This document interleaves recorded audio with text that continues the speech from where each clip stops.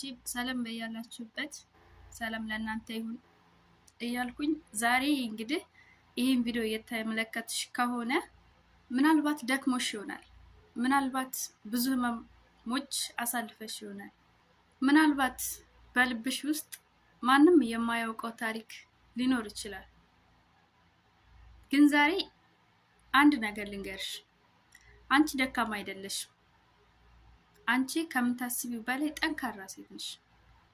ዛሬ እንግዲህ ስለ ሴቶች ጥንካሬ፣ ስለ ተስፋ፣ ስለ መነሳትና ስለ ራስን ፈጽሞ አለመተው እንነጋገራለን። የትም እንዳትሄዱ እስከ ቪዲዮ ፍጻሜ ድረስ አብራችሁኝ እንድትቆዩ ጋብዛችኋለሁ። ወደ ጉዳያችን እንገባለን። አንደኛ ላይ እንግዲህ የምናየውና የምንመለከተው የምንነጋገርበት ነገር ጥንካሬ ምንድን ነው? ጥንካሬ ለእናንተ ምንድን ነው? ጥንካሬ ማለት ምን ማለት ነው የሚለውን እንነጋገርበታለን። አብራችሁን ቆዩ። በድጋሚ ብዙ ሰዎች ጥንካሬን ከአካላዊ ኃይል ጋር ያያይዙታል። ብዙ ሰዎች ማለት ነው ከአካላዊ ኃይል ጋር ነው የሚያያይዙት። ነገር ግን እውነተኛ ጥንካሬ ከልብ ውስጥ ይጀምራል። ጥንካሬ ማለት ችግሮች ያለመኖር ችግር የሉብንም ማለት አይደለም። ጠንካራ ሆነን ማለት ችግሮች የሉብንም ችግሮች ያለመኖር አይደለም። ጥንካሬ ማለት ችግሮች ቢኖሩ ወደፊት መራመድ መቻል ነው። ይሄ ነው ጥንካሬ። ጥንካሬ ማለት ማልቀስ አይደለም። ጥንካሬ ማለት በድጋሚ ካለቀሽ በኋላ እንደገና መነሳት ነው። ይሄ ነው ጥንካሬ ማለት። ሁለተኛ ላይ የምናየው ነገር ደግሞ ብዙ ሰዎች በጸጥታ ይታገላሉ። ብዙ ሴቶች፣ ብዙ እህቶቻችን በጸጥታ ይታገላሉ። ሰዎች ፈገግታቸውን ያያሉ፣ ህመማቸውን ግን አያዩም ፈጽሞ ማለት ነው።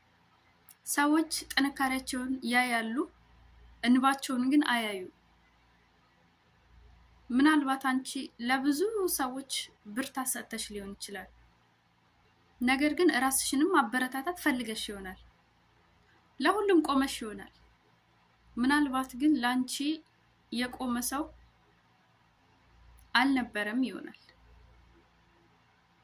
በህይወት ውስጥ አንዳንድ ጊዜ ሰዎች ይተውናል።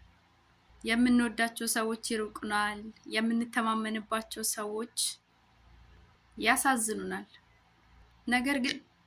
ነገር ግን ሁሉም ቢተውሽ አንድ ሰው ግን ፈጽሞ ሊተውሽ አይገባም። ያ ሰው አንቺ ራስሽ ነሽ። ህመም ጠንካራ ያደርጋል። ማንም ግን ህመምን አይወድም። ነገር ግን ብዙ ጊዜ ህመማችን ነው ጥንካሬያችንን የሚያሳየው። እንደዛ ነው እኔ እንደተረዳሁት ከሆነ ህመማችን ጥንካሬያችንን ያሳያል ብዙ ጊዜ ማለት ነው። ዛሬ ያለፍሽበት ችግር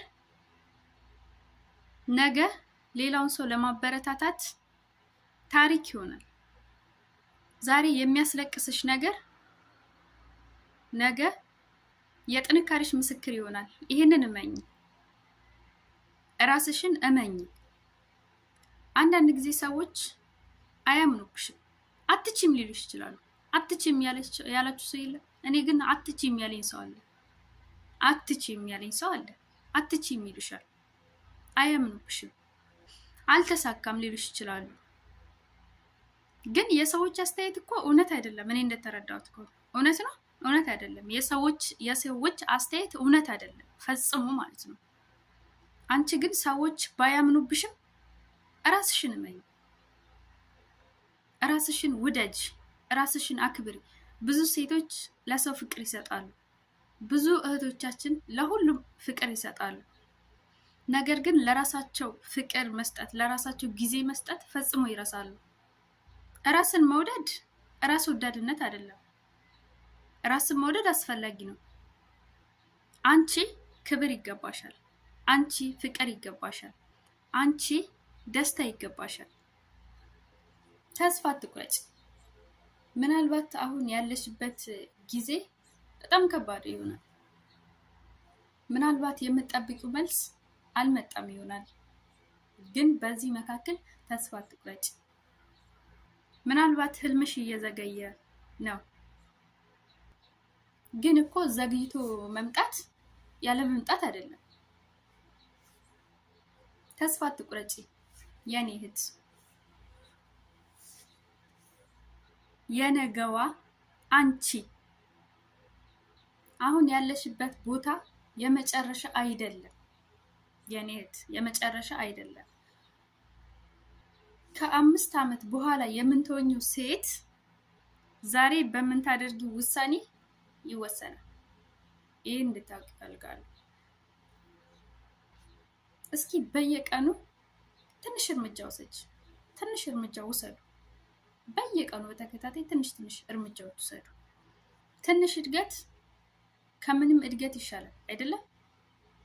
ትንሽ እድገት ማለት ከባዶ ይሻላል ዜሮ ነው የሚባለው።